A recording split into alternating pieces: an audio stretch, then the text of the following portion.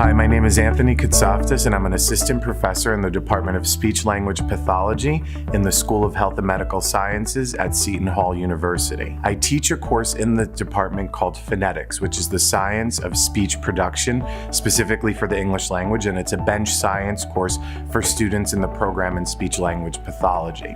And this course is usually in person, a very dynamic experience because we're talking about how we use our mouths to produce sound, and so it's very easy to teach in a live face-to-face class format. I was reluctant at first to move this course into an online format, but I knew that the TLTC is such a great group of people that why not work with them and take the most challenging course and put it online. And it is now the exemplar course for online education here at Seton Hall University.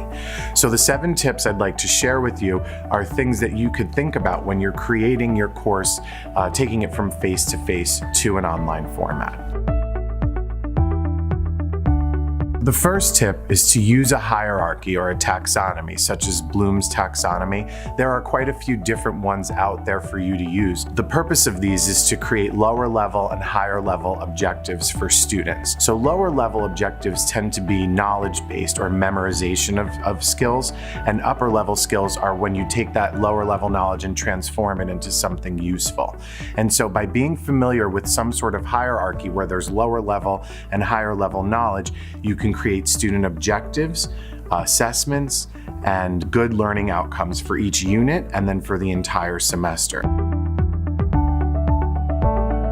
Having a clear course description and measurable student benchmarks gives you as an instructor a clear goal for everything that you put into your course. And it also gives students a clear goal for what they need to accomplish throughout the semester. Everything you do, every assessment, every lecture, every assignment must align with these student outcomes. And when you do that, you have your Bloom's taxonomy, so you've created measurable benchmarks, and you could use that to create a course that is transparent and clear for the student and the instructor.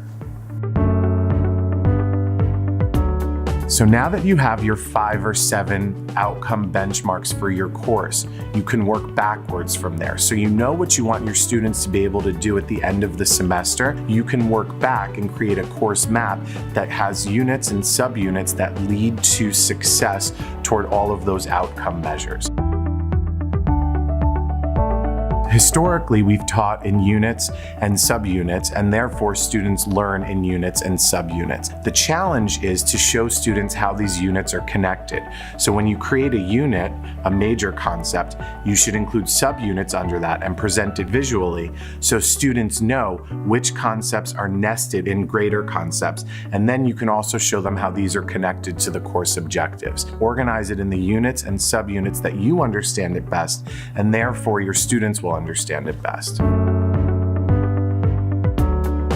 When you're teaching a course online, you no longer have the parameters of time or space. So if a concept takes 5 minutes to teach, you only need to spend 5 minutes on it. If a concept takes longer than that, 3 to 5 hours, you could break it down into smaller parts. Similarly, we're not confined to 4 walls and 1 computer monitor or chalkboard. For instance, you can have them complete an assignment at the mall or have them sit on the green here at Seton Hall where they can observe something in the physical sciences or something in the sociological realm. In either way, you can have them use their environments to complete course assignments. Students want to connect with the professor that they're taking the course with, and it helps them want to connect to the course material. Don't be afraid to make a mistake on camera or to share a little bit about your personal life, film in different parts of your home or your office. Maybe you share a weekly update and you do that in a way that's humorous or entertaining or theatrical, and you include emojis or emoticons. Don't be afraid to have your personality shine through. When students pace themselves through the entire semester, some students are going to front load all the work, others are going to back load all the work. That doesn't make a lot of opportunity for group work, and it also makes grading a challenge. When the instructor paces the course, it gives the students the freedom to complete the work when they want to, but it still ensures that they're not going to front load or back load all of the coursework. As an example, I teach an 8-week course, and every Monday the students have to complete an assessment. And so in order to complete an assessment, they have to complete all of the associated tasks for that week. By requiring students to complete an assessment at the end of each week, you're ensuring academic success because you are pacing the students, and you're also giving yourself an opportunity where you only have to grade things once a week.